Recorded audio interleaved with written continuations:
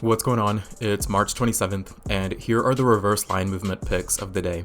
So reverse line movement is just a really good way to see where the sharps are putting their money. Sharp bettors, professional bettors, whatever you want to call them, the people with the better win rate, who doesn't want to know where they're putting their money? So you don't have to tail them if you don't want, but for me, this is a really good reference, and reverse line movement is a great way to see exactly where they're putting their bets. So let's look at a normal game, for example. So this one is Nets versus Wizards tonight at 6 p.m. So in this game, this line opened up at over under 225.5 with 62% or the majority of the betting action going towards the under.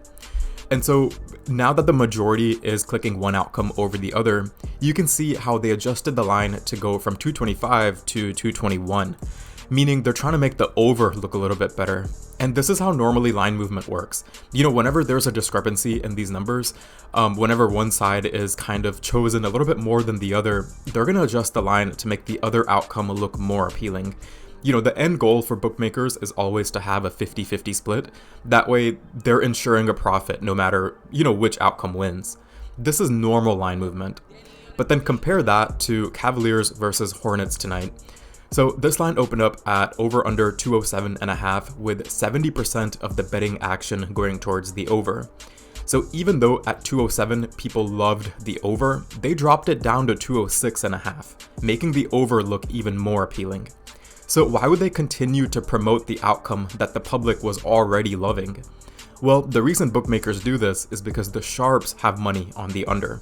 And what bookmakers will think is that, okay, if these guys with a really good win rate are betting on one outcome, why don't we make the other outcome look really appealing for the rest of the public? That way, if this was to lose, they don't have to pay out 70% of the bettors. They only have to pay out 30%. And so it becomes a profit move on their part. But for us, it tells us that sharps really liked the under when the line was 207.5. Which, by the way, is really, really low. So, be careful here. But that's pick number one. We also have college basketball. So UNLV Seton Hall tonight. This line opened up at over under 139.5 with 74% or the majority of the betting action going towards the under. And so even though a majority of the public already liked the under, they bumped the line up to 140.5, making the under look even more appealing. And that just means that the sharps are betting on the over. Now, you don't have to tail them if you don't want to. And then obviously these lines are going to adjust throughout the day. And so you always want to make sure that you're not at like a really big disadvantage when you place your bet. But overall, it's just good reference to know where sharps are putting their money. So that's going to wrap it up for today. And I'll see you all in the next one. Peace.